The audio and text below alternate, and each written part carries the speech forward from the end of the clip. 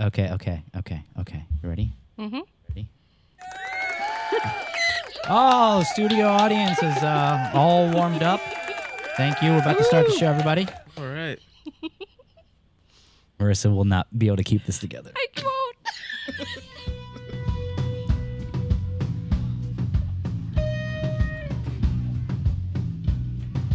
Welcome to Art Bazaar, a podcast that chats with artists of all types to explore the depths of creativity. Brought to you by the Alternative Gallery. We'll be releasing new episodes every Wednesday with bonus episodes dropping randomly. If you like what you're hearing, you can support this podcast by going to thealternativegallery.com and clicking on the podcast tab. I'm your host, Brendan Wonder, creative director of the Alternative Gallery, a nonprofit arts organization in Allentown, PA, run through the efforts of dedicated volunteers.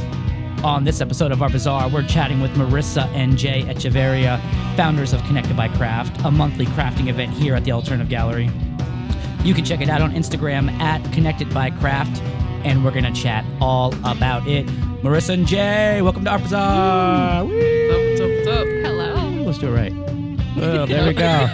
That's for Doug if he's listening. Doug, this is for you. This is for This you, whole bro. episode. And the music's still going on top of it. We'll just cut that. So, we're recording this episode right before the big snowstorm coming. Squeezing it in right before Mother Nature squeezes it out. I knew you'd like that We're not one. going to get through this. We're already getting through it. You ready for some snow? Mostly. I won't be shoveling because I'm the baby. You're the baby. Yeah. Yeah. You're Yeah. the baby. I thought Jay was the baby.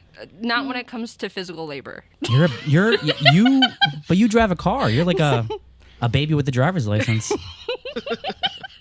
Mostly, yeah.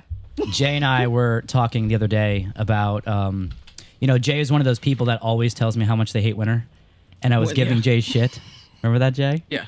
I was like, all right. I for the record, listen, if you live in Pennsylvania and it's January, it's going to be cold. Yeah. That's So, fair.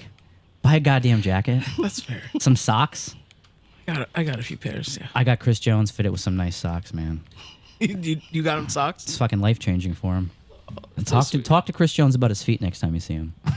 I don't know if I actually want to do that. I don't know how good an idea that is. I didn't say to inspect them. Just ask a damn question, my All right, friend. that's fair. That's fair. Okay. Marissa, you couldn't make it last night for the event that Mikey had, but Jay, you were here. Yeah, it was awesome. Yeah, Great talk turnout. about that since we just talked about it in the podcast. What was your take on it? Yeah, no, it was cool to see an event like that. He had a The stained glass through time. stained glass through time. He did like a whole presentation, and then he did a live demo. It was really cool. Showing all the steps Yeah. of what it takes to make a piece from beginning to end. Yeah, Hey, I was sick. surprised at how solid of a turnout it was. It Because was free great. event, Friday night, first time we've done it. We didn't know what to expect. There's at least 30 people there. I would Mikey say. killed it. Mikey Yeah, killed it. it was awesome.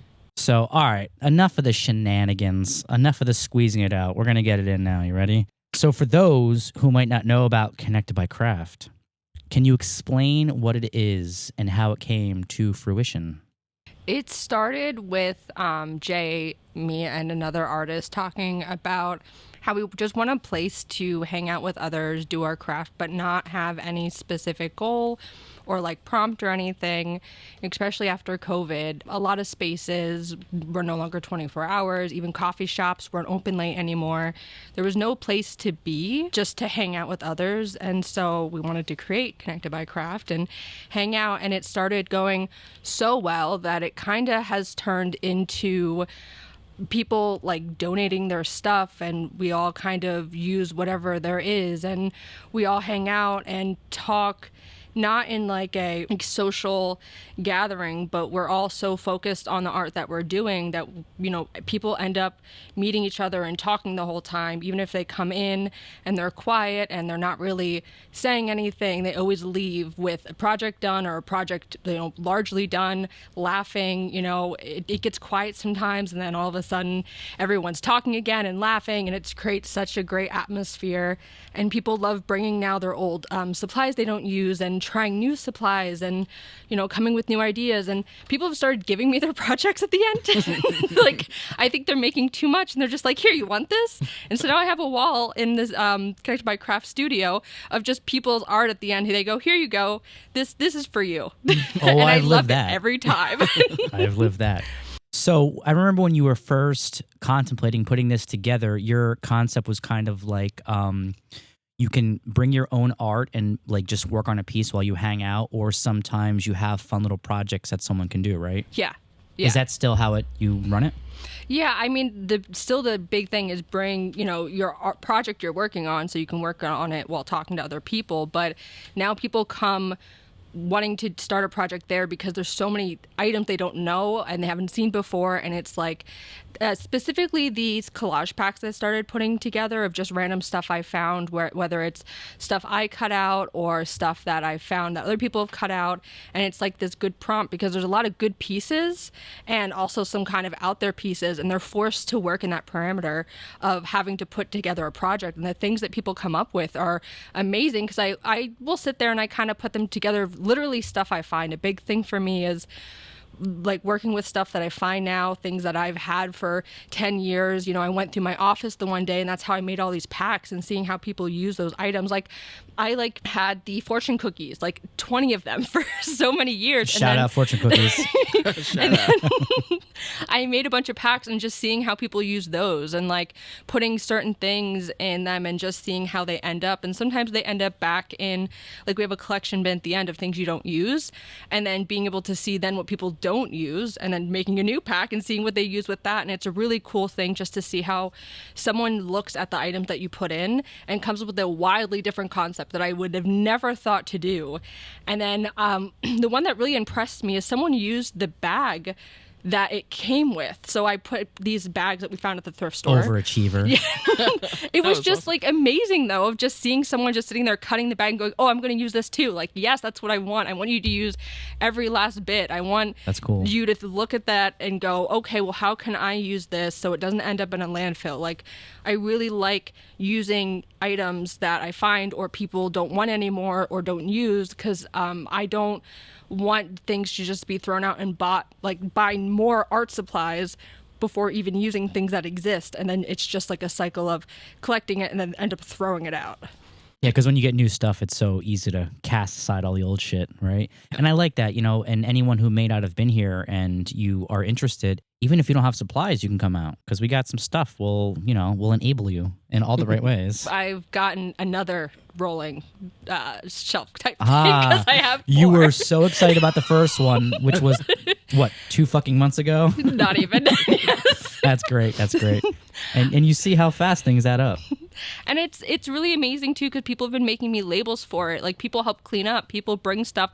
I got a message the other day of someone going, hey, I'm going to bring you stuff I found in my house. Like, people know that when you bring your art supplies here, they're going to get used by other artists or people who just want to create. And I feel like people think of crafting as like a old grandma in their like little, room just doing, whatever. But I feel like crafting is art in general. It's like it encompasses everything. A craft is not just like scrapbooking. It's whatever you enjoy. And I love crafting because I love so many different types of art and the types of different things that I see online. I like to try out of the box things. I'm not good at sticking it to one thing.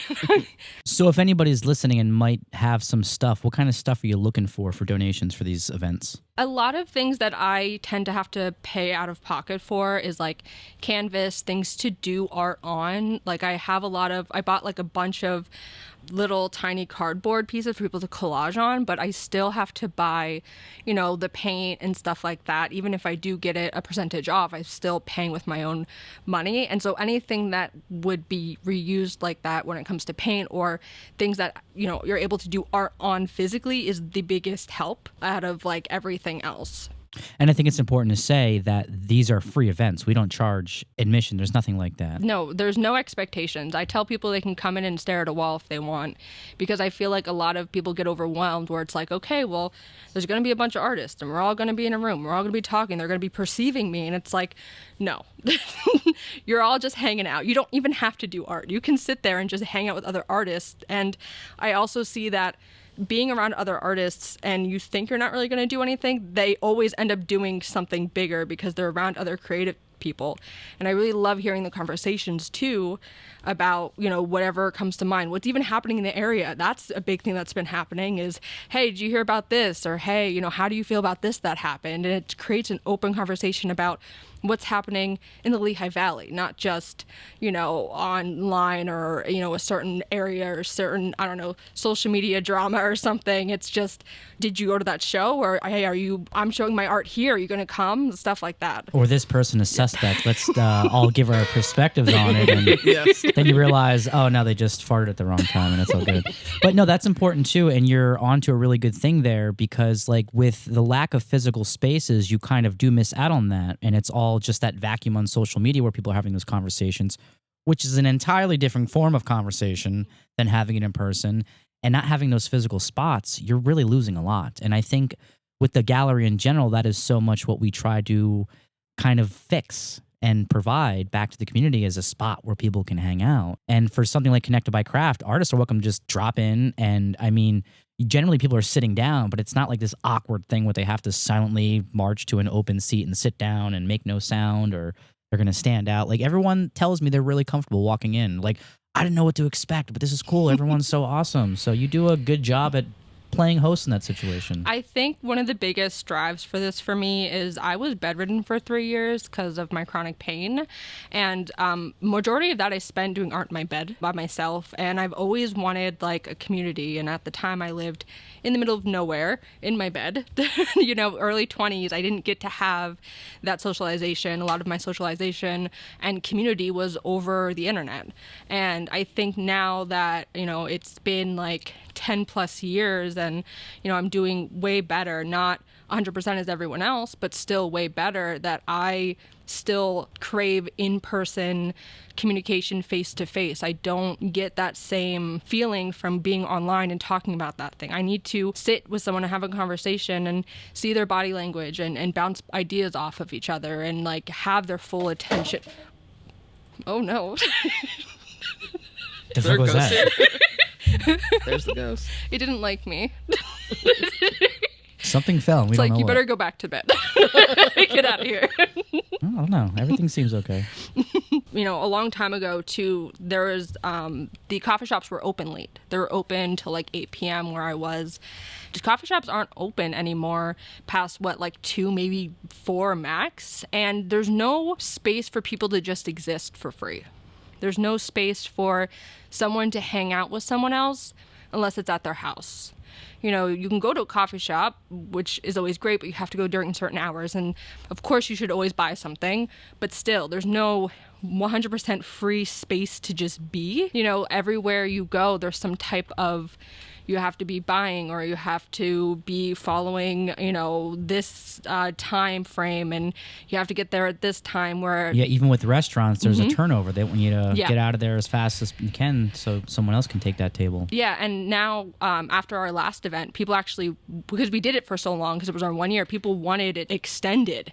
And so we even extended it an hour because people enjoyed that and craved that so much. They want the in-person, no worry that they have to leave or they have to buy something or they have to do anything. It's everyone's there to be there also. It's not like you're at a coffee shop with other people doing other things or at even the library. You have to be kind of quiet, And I feel like the gallery really allows for that fourth space that's completely free, no worry or, concern of, having to buy something or do something specific to be able to get the benefit of being there. Yeah, and this is another great point you brought up about how necessary these physical spaces are and what we lose when we don't have them. And I think that is a big reason why, the AG board of directors here, of which Jay and I are both on, we've been focusing a lot in these last few months of getting a whole new batch of programming for 2026.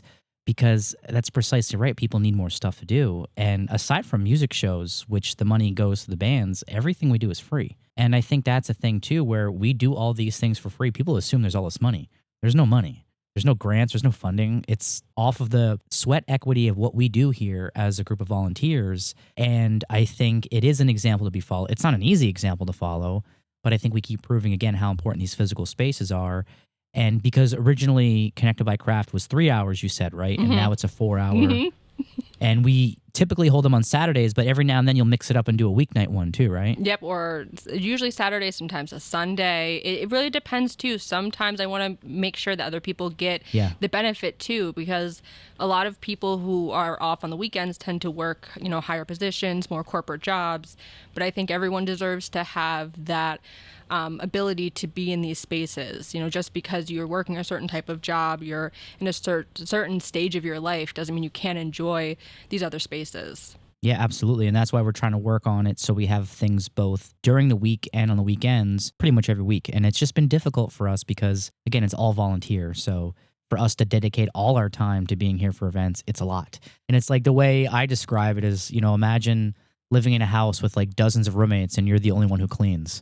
That's kind of what running the alternative gallery is. So it's like you don't want to always have all your roommates home. It's like, leave me alone. I want to watch a movie by myself and not have to clean up after all you.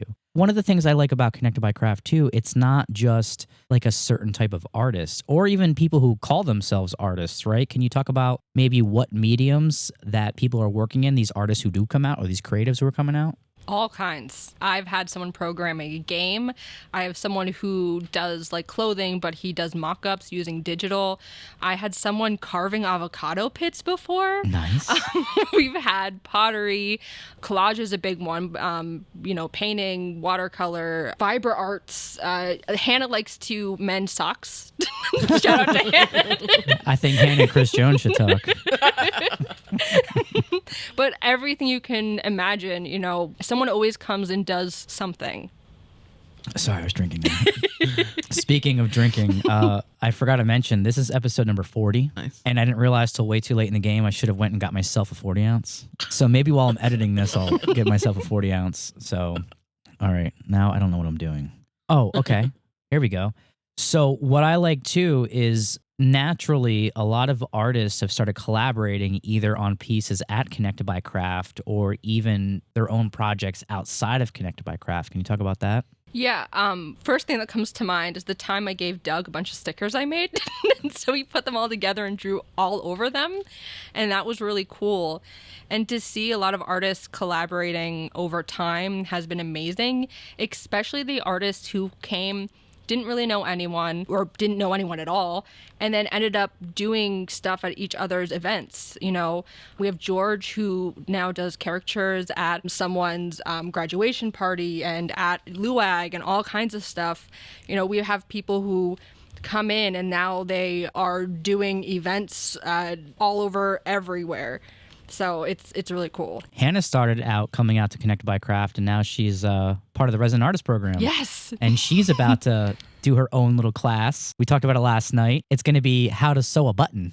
Oh, that's so exciting. She's like, I want to start simple. Is it okay? I'm like, that sounds awesome. I don't know how to sew a button. I don't know how to this, sew a button. Right? Yeah. I remember the time I told her, and it was really sweet. It's just, I think it was after the first event, maybe, I went somewhere else to an art event and I just talked about it, and people were so intrigued, and they came up to me after asking me about it, saying how badly they wanted a space like that.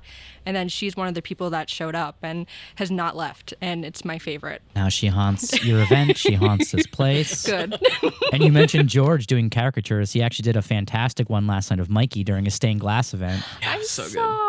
I think Jay has a photo of it. I do. I sent it. Yeah. And my first thought was like Mikey looked like a shop teacher. It's so like good. yelling at the students. It's so good. With Mikey's perfectly trimmed mustache, inspired by Sam Elliott.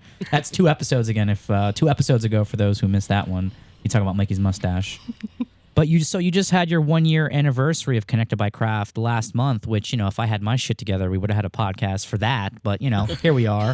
Tell me how that was, the 1-year anniversary. It was really nice just to have a lot of the people come back. I think one of my favorite parts was actually looking at the first few events, seeing who came then and then who's still there. People stay after and they help me clean up completely. Like, I don't even really do anything. Everyone's like, okay, so, where do the tables go? Where are the chairs? Like, it's such a collaborative event from beginning to end. I get there, people are asking me, what can I do? And, it's during it and people are getting up and talking to each other. The people end up standing over different tables, just talking to each other, asking each other about their art.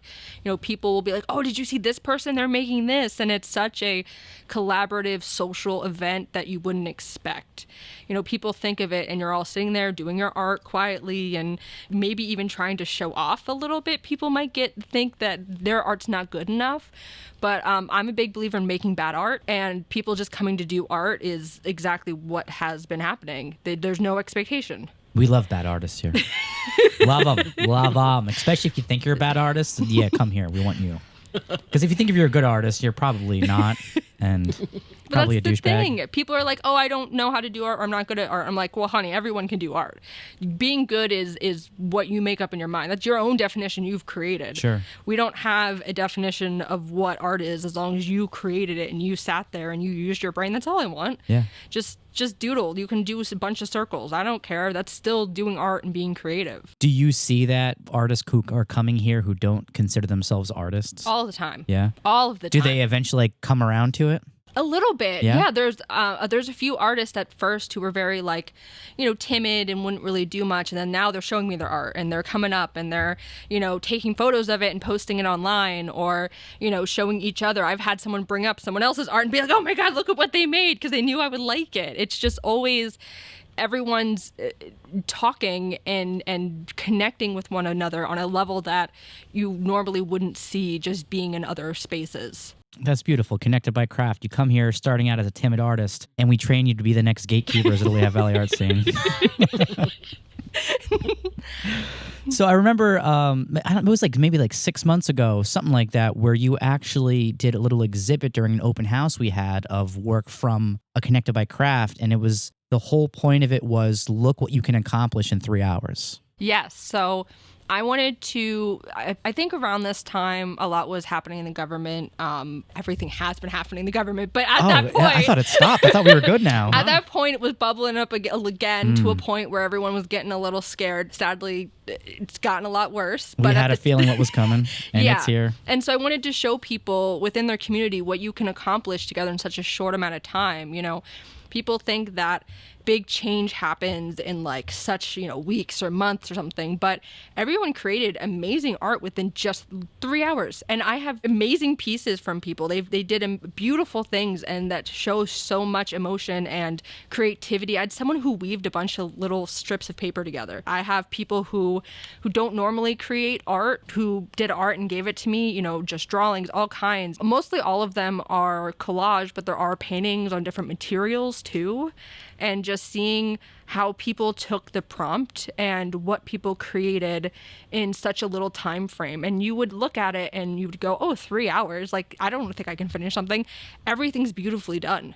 Yeah, everybody that you told that all the work on that wall there was done in 3 hours, really impressed. Wow, all this was done in that short of a period of time. And I imagine you have a photo of that little exhibit, right? So I'm currently still making the zine, which I'm almost completed. But I mean, when you had it all up on the wall in the studio, do you have a photo of that? Oh, yeah. Yeah. Send that to me because I want to include that with the episode post on social media so people can see what we're talking about. Yeah. Because it was so damn cool. And I like the fact, that idea of what you can create in 3 hours and going back to what you said about those little packets you put together, and it's a challenge. And I think that is so useful for artists. I think especially when we have a million ideas going through our heads, to be able to define what our limitations are, it's whoa, now I know I can work within this. I think it makes it easier. What do you feel, Jay? Yeah, prompts definitely can be super helpful. Yeah, that's it? Yeah. That's it. Thanks, you, Jay. Honey. Yeah, you're welcome. I think it takes a lot of pressure off. A lot of pressure. I think people come in, they get their little pieces and their, paint or whatever, and they sit there and they look at it. And that's a lot. But if I have my little tiny things of cardboard and a packet of pieces you can already pick out, you got glue and you got scissors, there's so much more possibilities than just a few, a canvas and a paintbrush. It's people get so worked up on what is art and how's it going to turn out? What I need to make this original idea that no one's thought of, and having little tiny prompts, no matter, even if it's just the size of it or the time of it or anything, takes away a lot of that pressure. And it's almost okay, well, now this is what I'm working with, how can I put this together? And that's just the normal way of thinking of how to make art. It's just people don't realize it. Yeah.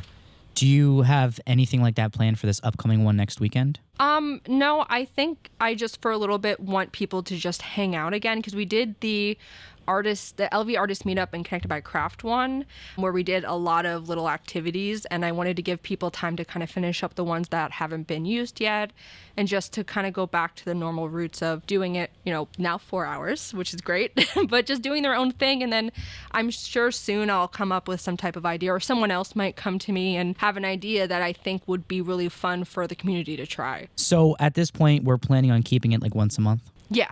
Yeah? That's all I can handle. That's all Marissa can handle. Don't I only even have try it. so much PTO time, everyone. Yeah? Gotta calm down. Yeah. Calm down. They're beating down your door for more. We need more connections. More hours. We need more crafts by connections. We're just talking shit like always. You just have headphones and a microphone in your face. It's recording every word you say, every weird sound I know. I hear that comes myself out of your breathing. head.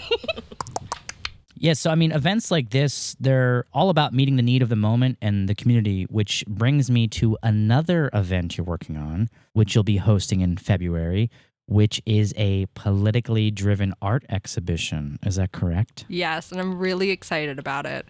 I think it's really needed. One of the biggest things that kind of pushed me to do this is, I want to say 2-3 weeks ago, I started posting really political stuff on Connected by Craft in the stories. A lot of them had to do with just the political climate of what's going on, and people kind of using art as saying like, art is political because you can't do art if you're killed by ICE, and stuff like that. And I got a lot of people were like messaging or liking or reacting to my stories. And then I did get a really wonderful message to Connected by Craft from someone that made me really want to push even harder to do this.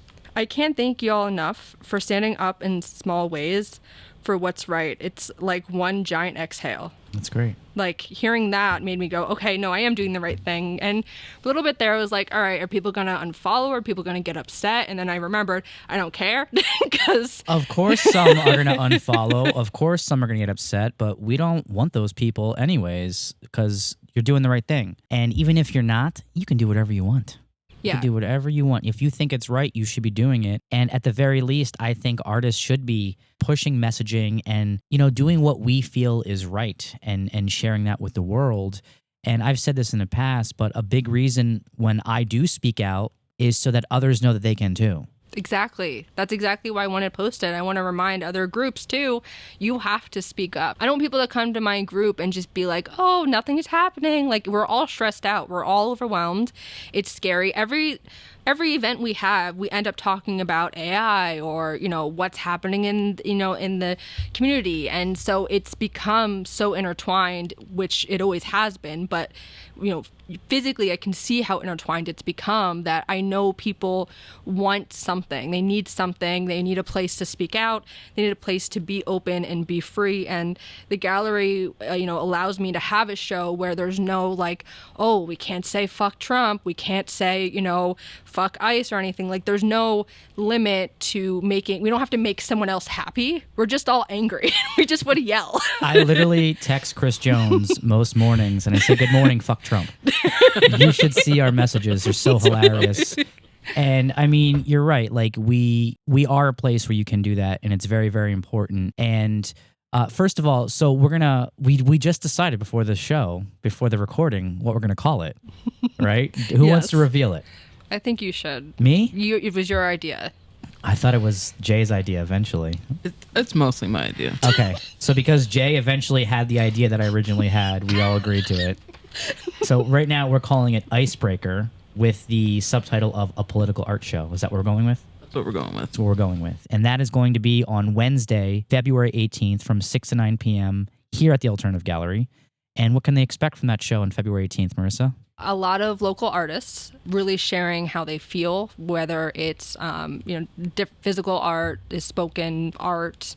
So we're going to have artists from the building, artists from the Alternative Gallery, showing like a physical art show, wall art, right? Some performances, but we don't want to go too heavy. No. Why don't we want to go heavy on performances, Jay? We talked about this. It's a curation. Why, Jay? Why? Oh, because you want people to actually talk to each other. And so it's the reason and there's so many awesome bands that we know that would go up there and make some kind of statement and have a great time, right? But I think for me, like, as someone that goes to an art show, if I only have like a half hour and I happen to walk into a show and there's events going on, like the performance is going on, and I can't actually walk around and talk to anybody or properly see the artwork. So that's where we want to, whatever performances we do have, we're going to keep them kind of small and bite-sized, right? Yeah. Cool. And I want to have some other smaller activities. One of them is like a zine, either making or just trading. I think it's a great way to share how you feel with other people, maybe give it to someone who doesn't really follow politics or doesn't fully understand what is going on or what to really think about. I think it's great to just make one and give them to someone or give them to each other, because a big part of this is having a conversation with each other, you know, talking about what's happening, not just yelling the same thing. I really want people to talk about how they feel, what is making them feel that way, what can we in the Lehigh Valley change. I don't want this to just specifically be, you know, anyone from Pennsylvania really to be in. I want it to be our community, because our community might get targeted. You know, we do have such a high Hispanic population in Allentown, and we're a sanctuary city, and I think it can be very dangerous very fast for us. And if we're not connecting, you know, Lehigh Valley is so huge, Allentown's big, and I want to make sure that we are all together, understanding that we have to stick together, kind of like how I did the what we can accomplish in 3 hours. That's the same thing. It's still the community. It's still being together and being part of something bigger, and keeping an eye out for each other, and understanding that if things go down a little bit, okay, so I have this information that I got from this event, and, you know, I know this person and we talked about this, and, you know, I want people to have that connection with other artists or just other people, and they're not on their own. In a weird way, it's almost like a pop art show, and I'll explain why. Like South Park, the last 2 seasons, they went really hard on the political stuff, which I'm very grateful they did. I was hoping for it. And they were getting this shit from, you know, conservatives and people who didn't agree with what they were making fun of. Well, why would you be all political? We don't want South Park to be all political. And the creators, Matt Stone and Trey Parker, had a fucking brilliant response. They said, well, politics right now are pop culture in this country. It's everywhere. Everything you look at, you watch TV, you listen to a every single thing is about politics right now in this moment. And I thought that was very, very accurate. And so for me, it's like, yes, all those things you said about the discussion, but like, I don't know for me personally if a show like this is about a discussion, because everyone has kind of made up their mind where they're at on things. Like, I don't see many minds being changed. I think what this is, from the perspective of the alternative gallery, it's empowering these people that are in the same spirit as us, and we are not going to take this shit quietly. We are not going to take this shit lying down. And if you come here, you're going to have some goddamn trouble. Exactly. And yes. This is, you know, all the rage and anger and fear that we go through on a daily basis collectively. We're putting together in some form of action and doing what we do best, having a show, having an exhibit, talking shit in the most creative way we can possibly come up with, which is why we're going to be the icebreakers, which is what Jay didn't like. Jay thought it was going to be called icebreakers and said no. I love how I'm the decider somehow. Like, what is happening? And listen, it was a vote, and that's true. That's fair. And we apparently needed a unanimous vote because we both thought it was great, and it was still a no from you. I came around. But I mean, do you agree with that? Like, you know, obviously we want open discussions, but my point is, if we do this, you know, 100% of this art is going to be anti-Trump, anti-ICE, mm-hmm. right? Mm-hmm. We're not interested in having a Trump supporter coming in here and hearing their perspective. Fuck that, and fuck you. We don't care. I mean, you are supporting evil at this point, and we're not going to stand for it. Simply put, this really ties in with the conversation I was having with Doug last week in the podcast about AI art. Mm-hmm. And how artists and arts organizations, although they may be against it, they're too afraid to speak up. Mm-hmm. And it's the same thing. It's like so many people don't want to speak up for fear of retribution, for fear of losing opportunities. I mean, it's like I say to Jay jokingly, like, I'm a professional bridge burner. Like, yeah. I am not going to remain silent. The gallery will not remain silent because it might, you know, make things a bit more difficult for us. And I think in general, shows like this are more important when they aren't easy to do. You don't just stop doing something because it's not convenient, because it's not easy. So I am grateful we have this place where we can do these things, right? So much good has come out of it.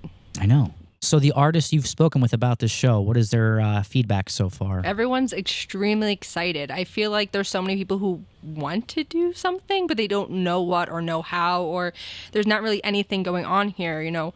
One thing that really made me want to bring it up to you is that I don't see any places really talking about what's going on. Like, at least with like Connected by Craft, people come and every single time someone brings up AI, every single time. Yeah. And it's discussion. And sometimes it's uncomfortable because sometimes they bring up places that other people like that use AI or for AI. And it's an uncomfortable discussion, but people have it very like nicely. There's no anger, there's no like weird feelings. And I think people are wanting to talk about it and open up and have a conversation. There's just no place to do it. Yeah. And I think, again, it's because of fear of retribution. And, you know, people, again, may think that we have all this funding that allows us to do these things. We don't. Like, if we hope we never fuck it up here at this building, in this location.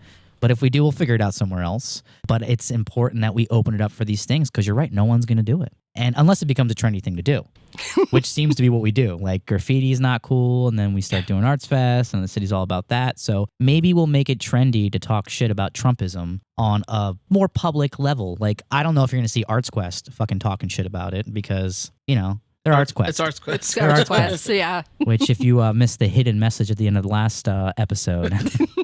We need more gray on this building. Yes. What did Mikey call it? Millennial gray. Yeah. He's so fucking right. He's so right. So obviously this is just one show, and I don't know what it's going to lead to. What are you hoping to get out of it? I want to see more people being outspoken and not feeling uncomfortable about being outspoken. I want people to bring it up to the places they're at. Hey, why aren't you doing something?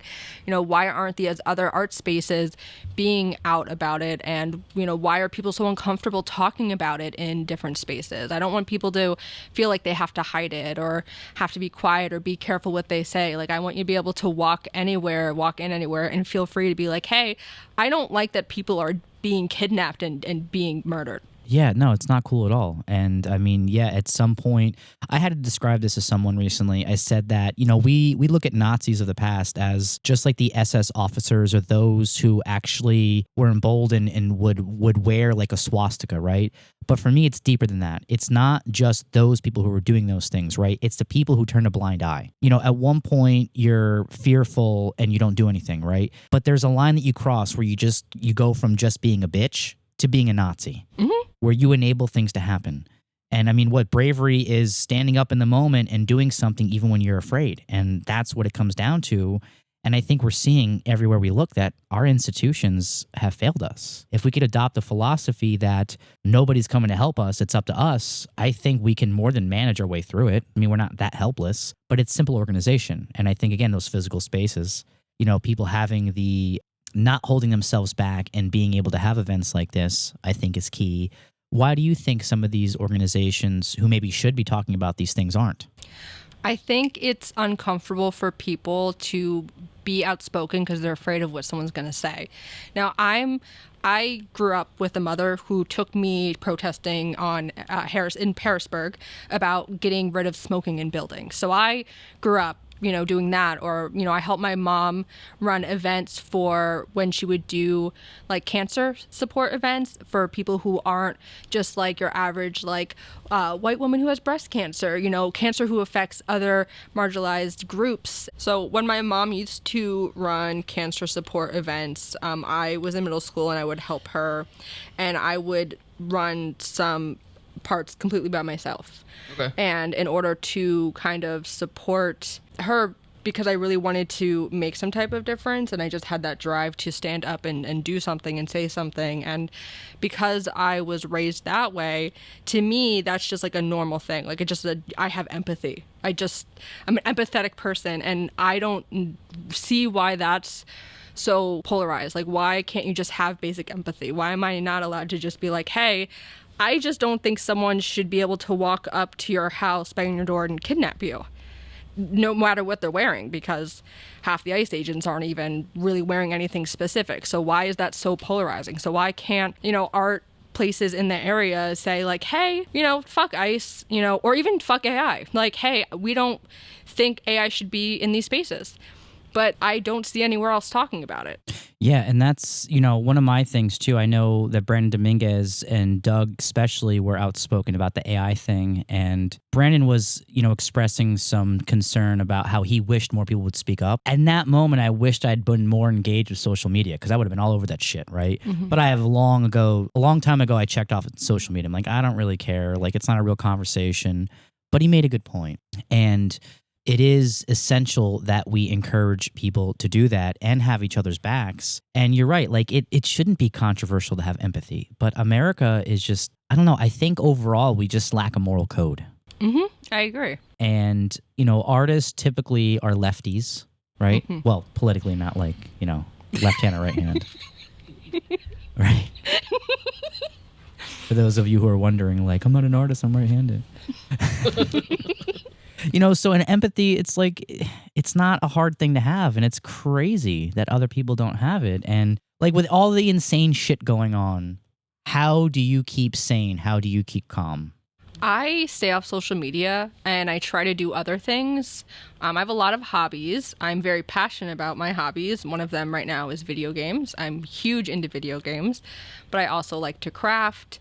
I thought you were going to say I like to cry. I love to cry. That is I love crying. I do love crying though. I'm a big crier. Cry baby. What's your go-to cry song? Do you have one? No, what I like to do when I need to cry is I watch really sweet videos, like short videos, and then they just make me cry, like happy cry, or like laugh. Like a puppy licking the kitten? That doesn't make me cry, but that is really cute. Oh, okay.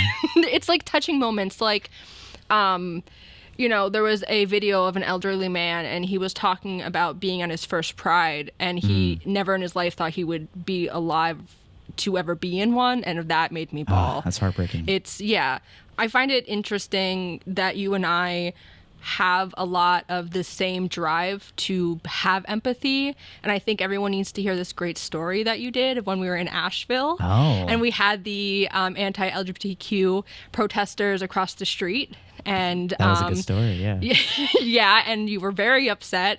And I can't remember fully. I think you tried to get them to stop at once. No, I didn't try to. No, you just cut the. You went over and you cut the wire. Should we tell the story? I think we should. I think it's an important way to show like the little things that we do to show how much we care and how much we want change.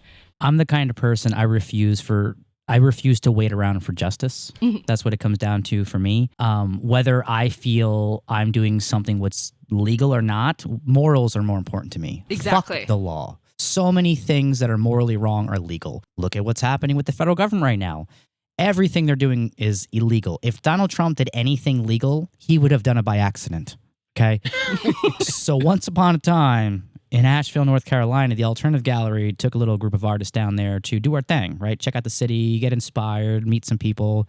And we were busking, setting up in front of the Asheville Art Museum, down in downtown Asheville, inspired by another artist that was there. And we're just like, oh, can we set up here? You're here. And she's like, yeah, you should definitely do it. And we did. And we're hanging out, having a good time. And we see this group of people coming around with some signs and a bullhorn, screaming bigoted comments at people who are walking by, anti-LGBT group, obviously, bunch of religious kooks that, I sat there and listened to this shit long enough, them harassing people one after the next, and I go to Chris Jones. I was like, Chris Jones, you got any scissors? He's like, yeah, I got these scissors here, but they're my grandmother's. Why? I'm like, no reason. Can I borrow them? And I didn't have anything out there. It was me and my hands, right? And so I had the scissors and I paced back and forth, hoping they would just move, hoping they would go along somewhere else, right? Which even then isn't right because they're just going to be someone else's problem then. And I couldn't take it anymore. So I went across the street into this group of, it was probably like 15, 20 of them, something like that. Yeah. And they had a bullhorn with the cable that attaches to like the handheld walkie microphone. And I just went right up and I grabbed a cable and I used those dull ass scissors that Chris Jones's grandmother had probably cut millions of feet of yarn with. And I snapped that shit. And you guys couldn't see me. I was totally out of view. And everyone thought like I had gotten jumped or got my ass beat. But I had disabled their operation with one little pair of dull scissors. And they're freaking out. They're like, what are you doing? you don't like freedom of speech? I'm like, that's hate speech. I don't give a shit what the Supreme Court says. I am not standing up for hate speech. We're going to call the cops. I'm like, I'm going to be right over there, right across the street. You see that little building right there with me and my friends? I'm going to be there. And I even got a beer over there that I'm drinking illegally. So if the cops want to come talk to me about that too, they could buy me a fucking another one, right? And then you two went over. We did a huge, big gay kiss. You did the gayest kiss I've ever seen in the South. Jay and Marissa starring in The Big Gay Kiss. It was a wet smooch, too, I'll tell you what, right? And then there were, across the street, there were a bunch of people sitting outside dining who were being harassed and heckled, right? And then some guy saw all this going on and started screaming at them. Oh, yeah. Get the fuck out of my city. Get the fuck. We don't fucking want you here. And we chased them off. They left. They left with their tails between their legs. And I guarantee you that was probably the first time the shit got shut down. Yeah. And it's like definitely. I told you, Jay, I believe it was a text message. I said, when we're around, people don't fuck around. We don't stand for that shit, right? And it's not just what I want to see in humans. Of course I want to see that. But it's especially what I want to see from artists. We don't accept this shit, right? I'm not saying all artists have to be that way, because of course we can't. And I don't want to have a mass generalization that this is how artists should be. But I think it is at least partially on us to be the boat rockers, to be the bridge burners. And no, that was a great moment. And, you know, Jay always tells me that you and I, not just empathy, but our seek for moral justice. Mm-hmm. Like, I will go to the ends of the earth. And that's what's important. That you do these things because they're right. Even if you're the only person who's willing to do it. If you're the last motherfucker on the planet that thinks this thing is right, you got to do that thing. Definitely. And if you're wrong as shit, well, hopefully somebody stops you. That's why I have Jay. They let me know. They go, honey, you're doing too much. You got to calm down. And again, this is why you need physical spaces. Some of the Jay, you are out of control. Can you stop? No, that's usually me. I get a little too hyped up. Well, we should get hyped up. There's a lot of things to be hyped about. Good shit, bad shit, ugly shit, funny shit, you know? And I think people are, you know, it's this childish thing to really show your emotions, right? And it's not. It's really not. I mean, and it's all in how you do it, you know? You can't just, you know, roll around on the floor at Target all mad because fucking conditioner's $12 now. I almost did that, actually. Actually, it was a Giant. I couldn't fucking believe it. $12 for conditioner. Yeah, that's also why I've stopped really buying things, and why I've just been reusing things, finding things Are you saying you don't moisturize your hair anymore? Oh, I moisturize my hair. Okay. I'm careful. That was less for the podcast and my own personal curiosity. Are you saying my hair looks greasy? It looks perfect. Thank you. It's perfect. It's every piece is perfectly where it needs to be. It's not. But yeah, and I mean, everything, the cost of living has all gone up, and these are things that we should be furious about, you know, because then for me, I feel like as soon as I start getting caught up financially or ahead, and the world just falls apart. Mm-hmm. And it's like, oh, I just got $500 for this job. Oh, that's like $50 was 5-10 years ago. It's like nothing. You can't survive. Mm-hmm. I mean, I spent almost $100 on like, what was it? Shampoo, conditioner, lotion, and cheese. But it was Cooper, so it was worth it. Cooper's always worth it. Cooper was $10. It was $10 for Cooper. Moisturized and full of cheese. So what I'm saying, if anyone's listening and you got some extra Cooper cheese, the alternative gallery is in need. I do, after all, have to go shovel all this snow the next 2 days. So, but I got the snowblower working, which is cool. Nice. Okay. The other day, on the same day, I broke my car trying to fix it. I didn't crash it, I just broke it. And then we busted out the snowblower, which wasn't working. And then later that day, I crashed my drone. And then the next day, I fixed my car. I fixed the snowblower. And I just got the part to do the drone. But then you fucker showed up early. Oh, here we are. Wait, I thought we were late. Well, we said 7 p.m. We said 6:09. 6. Well, I said 7, and then I jokingly said 6:09. You're like, that's not a time. I was like, okay, 7 o'clock. No, it was 6:09. I was betting for that, but Jay was like, oh, I don't know. And then me and Jay were talking potentially 8 p.m. Then at 6 o'clock, Jay's like, we're on the way. I was like, I don't know what the fuck's going on. I'm here. I'm here. Welcome to being our friend. We don't know what's happening, neither do you. But that's why it's nice to have your own schedule. You can just do whatever you want, right? And then we had those poor girls that showed up for the music show that was supposed to happen tonight, but did not happen They tonight. were all dressed up and ready for a show. I feel so bad. So cute. They're dressed so cute. Yeah, we had to ready. reschedule the music show tonight because the city of Allentown declared the snow emergency, and our road is a snow emergency route. So technically, any car out there that's parked is supposed to get towed.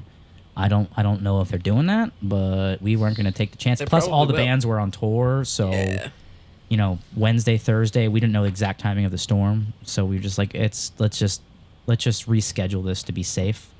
So that's why we're recording a podcast 6 hours before a snowstorm.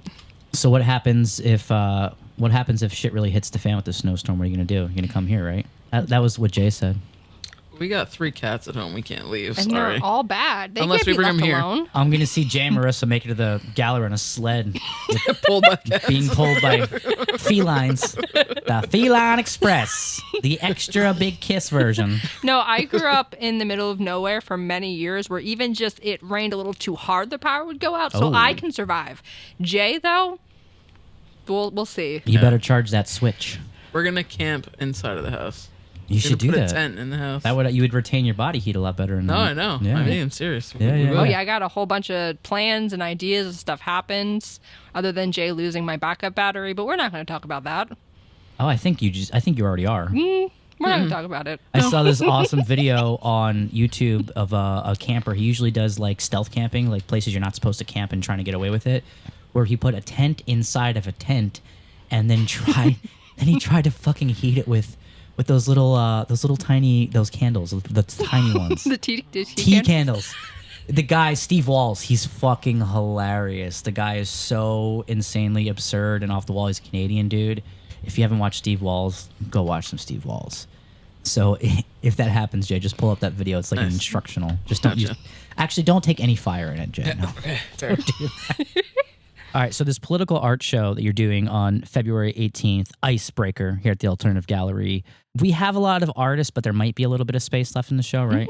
Yeah. Maybe. So if you have what you think is something that's appropriate for the show, fuck ice, fuck Trump, that kind of spirit. Doesn't have to say that. Doesn't have to be that on the nose, but, that spirit. You can reach out to Marissa at your personal Instagram, right? Which is at Maristic Moon. Yes. Did I say it right? Yes, you did. Maristic. It's artistic with an M. Motherfucking Artistic Moon. So that's M Artistic Moon, right? Yeah. Cool. Okay. I felt like I was stroking out trying to read it. I just wanted to make Okay, sorry. I will, if I remember, which me editing this podcast should be the ultimate reminder, I'll include it in the show notes. If I forget, I'm really fucked. So yeah, is there anything else that you want people to know about the political art show specifically? I want you to come knowing that you're not alone and that we all are feeling the same way and we all want to connect in the same way for that reason. And I want you afterwards to go home and feel more empowered and inspired to talk about it outside of this place. I want you to be able to go to work and feel like you should bring it up if you want. I want you to be able to talk to your parents about it, talk to your friends. I don't want you to be like, oh, well, I don't want to bring it up to my friends because I don't want to be a downer. Like, no, I want you to be like, hey, I went to this art show. This is what I saw. Look at the art I saw. Like, look at what they're saying, look at what I brought home or look at the information I found. Maybe share information, anything, just whatever you learn or feel or take from it, take it to someone else so they can also feel the same. Yeah, and you reminded me of a thought I had earlier that I didn't share because we went on a different tangent, but I think that part of the reason maybe certain businesses and organizations don't talk about these things is because they're hoping they'll just go away and they can get through it without having to discuss it. And I think most of us can see that it's not going away. It's only getting worse with every passing day. And we're at a point it can't be swept under the rug. The rug's fucking gone, people. Like, this is it. We are here, and wherever back is, we can't go there. So it's forward only, and it is up to us to build a better world and to do it right. And I think artists should play a huge role. Don't be business people. Be fucking artists, please. It's not important to be a business person. For the people who cannot be at the show, who cannot attend, whether because they're busy that day or maybe may not live close enough, what do you think they should do? What do you hope that they can do or recommend they can do to kind of follow in our footsteps here? I want you to talk about it. Whether you talk about this specific show, the Even idea if you are of a a downer show. and a bummer, do it anyways, right? Well, yeah, talk about the show. Talk about wanting to do something. Talk to your friends. What can we do? You know, is there a place in our area that's doing one that we can join? Is there, you know, people we can talk to maybe organize something, or find an organization already working really hard and like, you know, their stuff, promote their stuff. You know, anything that you feel from hearing about this show, take that into your area and do whatever you feel is best. Yeah, and even if most people are not going to be in the same position as us where they have a building or they have a gallery. Don't let that stop you. That didn't stop us in the beginning. I mean, the alternative gallery started in a fucking hotel hallway. I mean, there's no excuse, right? Find a cool restaurant or a business that will align with your values and let you have the space for free for a night to host an art show. That's a great way, I think, to bring people together. Because it's not about just having your own space. Just like how Doug uses Tattooed Moms for his sticker show. He doesn't have his own gallery down in Philadelphia, but he has a great location to kind of bring that community together. So I think that's a good thing that people can do, right? Yeah, and if there is something happening already, definitely ask how you can help. That's a big, huge one. If someone's already putting the energy, help them. If no one is doing anything, talk to other people about what you can do. That is a great point. Put your ego aside and analyze what's actually happening, because that is something we have direct experience with. Like, so many people have come to us. Like, Allentown Arts Fest is a great example. Oh my God, we love Arts Fest. Oh my God, it's like this amazing thing. We're so inspired. We want to do our own. And I'm like, dude, Arts Fest like loses money every year. How about you help us get Arts Fest to where it needs to be before you start another fucking Arts Fest, right? That is a very, very important point, because it is better to pull resources and back something that is already on the right track, but just needs more of a push. Great point. Yes, do your research and find what might exist first before doing your thing. I get it. You want to be the man. You want to be the dude. You want to be the person that pulls it all together, but that's not what this is about, though. Yeah, we got to work together as a community. That's the whole point. Yeah. So now I guess, in some ways, Connected by Craft and this political art show, Icebreaker, a political art show on February 18th here at the Alternative Gallery, they are quite different, but there seems to be a central idea with them both, right? Do you agree with that? Yeah, community. Yeah. And I don't mean community as in like Pennsylvania community, or like this artist as a community. Like, no, like the Lehigh Valley, Allentown, Easton and Bethlehem. That's the community I'm talking about. Coming together in person, face to face, existing, connecting, discussing, not on social media, not behind something, in person. Yeah. And what's great about this is it's not just talk. This is where you take those conversations at something like Connected by Craft, or even the conversation we were having, just a week ago about doing this, and making it more than just a conversation, taking to the next step and putting it into action. And that is something that it's not always the easiest to do, but I think it's incredibly important. And it doesn't take a lot. It really does not take much to put something together. You get a few like-minded people together in the same room, pick a date, boom. I forced you to listen to my idea. and I forced you to pick a date, and then we all forced Jay to agree to the name we all already liked. And here we are. There was something with the zine I wanted to talk about. So why do you think zines are really important in this moment? I think it's a mix between information and just creativity, because you can make flyers, you can make little pamphlets and hand them out, but they're boring to look at. I'm sorry, no one is going to read. But if you make a zine and you have bullet points, you have images, they're one-off. You can trade them with people. You can leave them around places. People will pick them up. You can make them catchy. You can, collage. You can draw. You can paint and scan them in. There's so many different ways of doing it. It isn't just sitting there and typing on a computer and putting information. It's using a lot more types of art other than just typing, drawing. This is how I feel. This is expressing how I feel by just looking at it. Yeah, absolutely. 100% agree. Is there anything else you want to tell people about the upcoming Connected by Craft next weekend? Bring all of your friends, every single one. Every single one? Every single one. So us artists who have no friends. You can bring your mom or your dad. I'm not bringing my mom. What about grandmother, grandpa, aunt, uncle, maybe baby brother, Yeah, if your grandma has the mouth of a sailor, we want her here. we there's a piece we have here. It was actually from last year's Slaps and Throw Ups. It's by the water fountain. It's a crocheted Molotov cocktail. All right, I will have to look at that after this. I've had people try to buy it off of us. I'm like, that's a permanent collection piece. Sorry. I'm just imagining some grandma coming here and knitting some shit like that. Some like crocheted Molotov cocktails. Hell yes. It's gonna be me when I'm older. That's my energy. So Jay, how do you like your ice? Broken. Melt it. Melted. Melted and broken. Defeat it. Defund it. Salted. Dead. Salt it. Yeah, I had that. I was telling you the salt that I used to use was called ice beater. But it's BEET like a beat. like the white shroot. I would say this conversation got off the rails, but I don't think it ever was on the rails. It was never fully on the rails. It's less giggly than I thought, so that's good. It's less giggly than you thought. Should we change that?